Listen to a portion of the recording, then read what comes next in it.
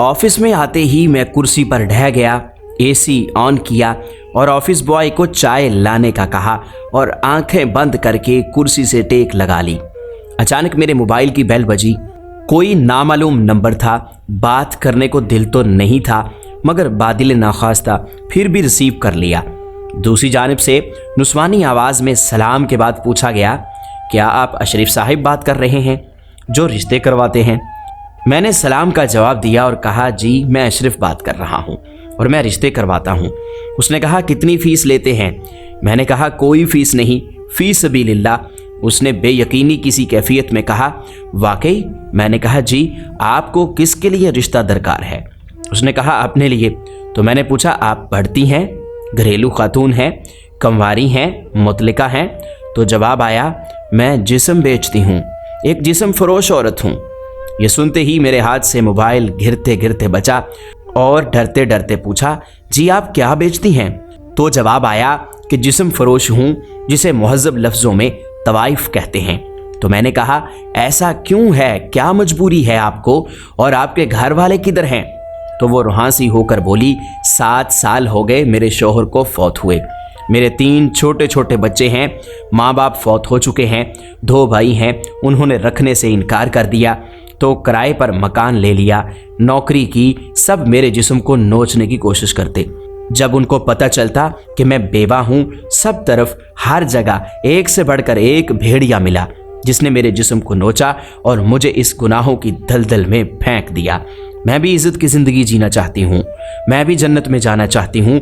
कोई है जो मुझे इस जहन्नुम से निकाले? कोई है जो मेरे बच्चों को भी बाप का प्यार दे? मेरी तो घिघी बंद हो गई थी। उसकी बातें सुनकर ऐसा लग रहा था अभी ज़मीन फट जाएगी और हम सबको निगल लेगी। हम सब ही तो वो भेड़िए हैं जो अपनी ही इस्लामी बहनों की इज़्ज़तें तार तार करते हैं। और वो मुझे भारत के किस्से नहीं सुना रही थी।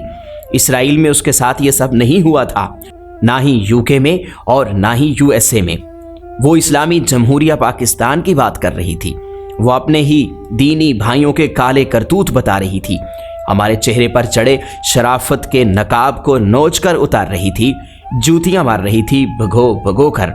मुझे, आपको, हम सबको, जी हाँ हम सबको, हम सब गुनाहगार हैं। हाँ, हम सब गुनाहगार हैं। बजाय ऐसी औरतों के सर पर चादर देने के, हम चादर छोड़ कपड़े भी उतार देते हैं और कुत्तों की तरह नोच नोच कर खाते हैं। कुत्ते हैं हम, हाँ कुत्ते हैं हम, जो अपनी इज्जतों को खुद तार तार करते हैं। हमें भारतीय फौजियों की कुछ ज़रूरत नहीं, हम उनसे बड़े जानवर हैं जो अपनी माओं बहनों को खुद खा जाते हैं। बेवा औरत हो, मुतलिका औरत हो, मगर बच्चे ना हो तो जालिमों की सहाबी रज़ी अल्लाह ताला अन्हों ने कब कहा मैंने किसी के बच्चे नहीं पालने? कब नबी आखिरुज़्ज़मान सल्लल्लाहु अलैहि वसल्लम ने कहा कि दूसरे के बच्चे नहीं पालने?